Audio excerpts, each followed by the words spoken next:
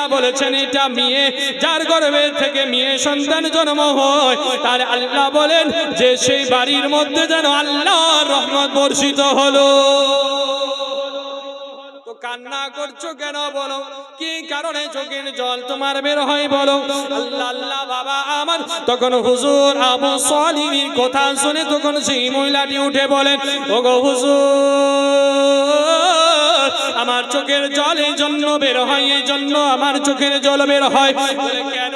বলে আমার স্বামী আমাকে বলেছেন, ও আমার স্ত্রী রে, এবার যদি তোমার গর্ভে থেকে মেয়ে সন্তান জন্ম হয়, তাহলে তোমাকেও জিন্দা রাখবো না এবং তোমার মেয়েকেও জিন্দা রাখবো না, দুজনকেই মেরে ফেলে দিব। এই জন্য আমার চোখের জল যেন থামে না। আল্লাহু আকবার কবীরা। ওনার চোখের জল এই জন্য থামে না। আব্বাজান কি করব, খুশি হবার তো কথা, কিন্তু চোখের জল আমার এই জন্যই বন্ধ হচ্ছে না যে আমার স্বামী যদি এখন জানতে পারে যে আমার গর্ভে থেকে মেয়ে সন্তান জন্ম হয়েছে, তাহলে আমার স্বামী আমাকেও মেরে ফেলে দিবে এবং আমার সন্তানকে মেরে ফেলে দিবে।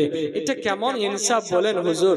যাকে আমি গর্ভের মধ্যে রাখলাম, একদিন নয়, 2 দিন নয়, 10 মাস 10 দিন ধরে তাকে আমি লালন পালন করছি পেটের মধ্যে, আমার যদি তাতে কোনো অসুবিধা না হয়, আল্লাহ তাবারক ওয়া তাআলা দেনেওয়ালা।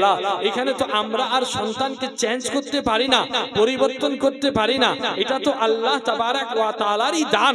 তার জন্য আল্লাহ আমাদের দান দিয়েছেন, আমার গর্ভের মধ্যে কন্যা সন্তান রয়েছে। তো এখানে আমার ভুল কোথায়? যেহেতু আমার ভুল নেই, আমার সন্তানেরও ভুল নেই, তাহলে একজন মানুষ আমাদেরকে তাহলে কেন মেরে ফেলতে চায়? কি কারণে আমাদেরকে মেরে ফেলতে চায়? একটু দয়া করে বলেন, বুঝতে পারি না। এই কথা বলে তখন মহিলাটি যেন কান্না করতে করতে চলে যাচ্ছেন। এবার রাস্তা ধরে যেতে যেতে হুজুর বড় পীর আব্দুল কাদের জিলানী আল্লাহু আকবার কবীরা, উনি বলতেছেন, বোন তোমার চোখে জল কেন বের হয়? কি কারণে তুমি কান্না করো? আল্লাহু আকবার কবীরা। এই কথা যখন জিজ্ঞাসা করা হলো, তখন সেই মহিলাটি উঠে বলে, ভাই, ও আমার ভাই আব্দুল কাদের, আজকে আমার চোখের জল এই জন্য বের হয়, আজ আমার গর্ভের মধ্যে যেন কন্যা সন্তান রয়েছে, আর আমার স্বামী আমাকে বলেছেন, ও আমার স্ত্রী, তোমার গর্ভে থেকে যদি কন্যা সন্তান জন্ম হয়, তোমাকেও মেরে ফেলে দিব, তোমার বেটিকেও মেরে ফেলে দিব। এই জন্য আমার চোখের জল বন্ধ হয় না।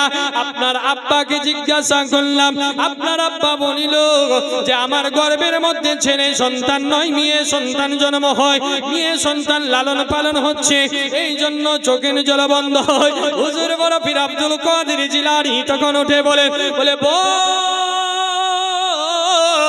ও আমার সোনা বোন রে,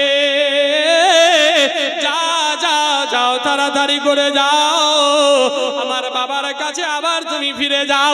আমি দেখতে পাচ্ছি তোমার গর্ভে মেয়ে সন্তান নয়, তোমার গর্ভের মধ্যে যেন ছেলে সন্তান লালন পালন হয়। কি সন্তান? ছেলে সন্তান। বলে যাও তুমি আরেকবার আমার বাবাকে গিয়ে জিজ্ঞাসা করো। এবার তখন সেই মহিলা আবার খুশি হয়ে তখন হযরতে আবু সালের কাছে গিয়ে হাজির হলেন। হাজির হওয়ার পরে এবার ওনাকে জিজ্ঞাসা করলেন আবার, বলে হুজুর আমি চলে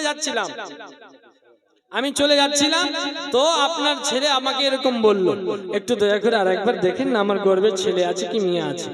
আল্লাহু আকবার কবীরা। এবার কিন্তু ওনার আব্বা হযরতে আবু সালেহ এবার একটু ধমকি দিয়ে বলে, যাও, বলছি তোমার গর্ভের মধ্যে মেয়ে সন্তান আছে, আবার তারপরেও তুমি আমার কাছে জিজ্ঞাসা করতে আসছো, যাও চলে যাও। আবার চলে গেলেন। যাওয়ার পরে আবার তখন হুজুর বড় পীর আব্দুল কাদের জিলানী কি করলেন, হাতটা ধরে ওনার আব্বা জানের কাছে হাজির হলেন। আসলেন, আসার পরে ওনার আব্বাকে বলছেন, আব্বা জান একটু দয়া করে দেখেন না যে মহিলার পেটের মধ্যে সন্তান কে আছে, ছেলে না মেয়ে আছে, একটু দেখেন না। আল্লাহু আকবার কবীরা। মুআজ্জাজ সামিন হযরত এবার যখন এমনি যেমনি কথা বলা, সঙ্গে সঙ্গে এবার হযরতে আবু সালেহ আরেকবার ধমকি দিতে যাবেন, তো হুজুর বড় পীর আব্দুল কাদের জিলানী বলছেন, আব্বা জান একটু থেমে যান, দয়া করে একটু দেখে নেন, তারপরে একটু ধমকিটা দিয়ে। আল্লাহু আকবার কবীরা। এবার হুজুর বড় পীর আব্দুল কাদের জিলানীর আব্বা জান এবার যখন দেখলেন, আবার দেখার পরে দেখছেন যে সত্যিকারে যে গর্ভের মধ্যে কন্যা সন্তান ছিল সেই সন্তান যেন ছেলেতে পরিণত হয়ে গেছে। জোরে বলেন সুবহানাল্লাহ। ছেলেতে পরিণত হয়ে গেছে। এবার যখন দেখলেন, দেখার পরে যে আসলে সে কন্যা নয়, সে কি ছেলেতে পরিণত হয়ে গেছেন। এবার হুজুর আব্দুল কাদের জিলানীকে বলছেন, বাবা এটা হলো কেমন করে? হযরত আবু সালেহ জিজ্ঞাসা করছেন কাকে? হযরত আব্দুল কাদের জিলানীকে। হুজুর বড় পীর আব্দুল কাদের জিলানীকে জিজ্ঞাসা করছেন কি করে হলো? তখন হুজুর বড় পীর আব্দুল কাদের জিলানী বলছেন, আব্বাজান আপনি যখন প্রথমে দেখেছিলেন তখন আসলে সে কন্যা ছিল, মানে মেয়ে সন্তান ছিল। দ্বিতীয়বার যখন আপনার কাছে আসলো, আপনি যে ধমকি দিলেন, ওই ধমকি শুনে আল্লাহর রহমতে সেই মহিলার পেটের মধ্যে যেন মেয়ে সন্তান ছেলেতে পরিণত হয়ে গেছে। আব্বাজান শুধু সিচাই নয়, আরেকবার যদি আপনি ধমকি দিয়ে দিতে তাহলে যতগুলো মেয়ে গর্ভবতী আছে সকলের গর্ভে থেকে ছেলে সন্তান জন্ম হতো, মেয়ে জন্ম হতো না। अल्लाह अकबर कबीरा। ही जन्नत वाले निगाहे वलियों में वो तासीर देखी, बदलती हुई हजारों की तकदीरें देखी। तो मुअज़्ज़ज़ सामीन हजरत बाप जनेरा আমার ওলির সঙ্গে মোহাব্বত করেন, ওলি আল্লাহদের সঙ্গে ভালোবাসা রাখেন। এই মোহাব্বত যখন রাখবেন ওলি আল্লাহদের সঙ্গে ভালোবাসা, তো দেখবেন ইনশাআল্লাহ আপনার ঈমানও পুক্ত হবে, মানে পাকা হবে। তো ওলি তার মধ্যে আপনাদের বলবো যে হ্যাঁ ওইরকম ওলিদের সঙ্গে মোহাব্বত রাখার চেষ্টা করবেন, আর ওইরকম ওলিদের দামন ধরার চেষ্টা করবেন যে ওলিকে দেখেই মনে হবে যে এ সত্যিকারী আল্লাহওয়ালা আছে। বুঝতে পারলেন?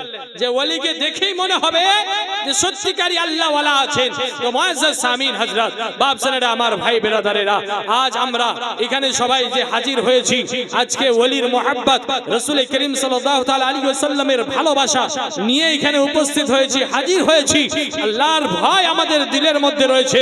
তার মধ্যে একটি কথা শেষ বেলায় শেষের দিকে এইটুকুই শুধু বলতে চাইবো যে মুসলমান আপনারা এক হয়ে যান, সকলে মিলে মোহাব্বত থাকুন। কেন যে আমার নবী করিম সাল্লাল্লাহু তাআলা আলাইহি ওয়াসাল্লাম বলেছেন যে हर মুসলমান आपस में भाई भाई होते हैं। প্রত্যেক মুসলমান আপসে কি হয়? ভাই ভাই হয়। তো বাপ আমার সবাই মিল মোহাব্বতে থাকুন, ভালোবাসাতে থাকুন। নালে আজকে যেরকম দেখতে পাচ্ছেন পরিস্থিতি আমাদের কিরকম দেখতে পাচ্ছেন, কালকে আমাদের বাড়ির মধ্যে এসে আমাদের বাড়ি ঘর যদি ভাঙচুর করে, জালিমেরা যদি আমাদের উপরে অত্যাচার করে, দুশমনেরা যদি আমাদের উপরে দুশমনি করে, তো আমার বাড়ির ভিতরে যখন ঢুকে আমার সঙ্গে দুশমনি করে যাবে, আমার বাড়ি ঘর ভেঙে চলে যাবে, তখন আপনিও দেখে থাকবেন যে আপনার বাড়ির পাশে আপনার ভাইয়ের সঙ্গে আপনার মিল নেই, তো ও ভাই আপনার বাড়ি ভাঙতে দেখবে আর মজা নিবে। আল্লাহু আকবার কবীরা। আজ আল্লাহ তাবারক ওয়া তাআলার ঘরের উপরে যে অত্যাচার হচ্ছে, আঘাত হচ্ছে, মাদ্রাসার বুকে আঘাত হচ্ছে, অত্যাচার হচ্ছে, কবরস্থানের উপরে আঘাত হচ্ছে, অত্যাচার হচ্ছে। এ আমার সোনামানিকেরা, বাপ জানেরা আমার, শেষ বেলায় এটাই কথা বলতে চাইবো যে মুসলমান আপনারা যদি এক হয়ে যান তো কোনো মায়ের লাল নেই যে আপনার কবরস্থানকে আপনার কাছ থেকে ছিনিয়ে নিতে পারে। বুঝতে পারলেন? আপনার আল্লাহর ঘরকে আপনার কাছ থেকে ছিনিয়ে নিতে পারে কোনো মায়ের লাল নেই। তো বাপ জানেরা আমার, ভাই বেরাদারেরা, তো যাক আপনাদের কাছে এখান থেকে আমার বক্তব্য ইতি করলাম। যদি কথার মধ্যে কোনো ভুল ত্রুটি হয়ে থাকে আল্লাহর ওয়াস্তে ক্ষমা প্রার্থী। আর ওলিদের সঙ্গে অবশ্যই মোহাব্বত রাখবেন, রাসূল করিম সাল্লাল্লাহু আলাইহি ওয়াসাল্লামের সঙ্গে ভালোবাসা রাখবেন। ওয়া আখির দাওয়ানা আলহামদুলিল্লাহি রাব্বিল আলামিন। আসসালামু আলাইকুম ওয়া রাহমাতুল্লাহি ওয়া বারাকাতুহু।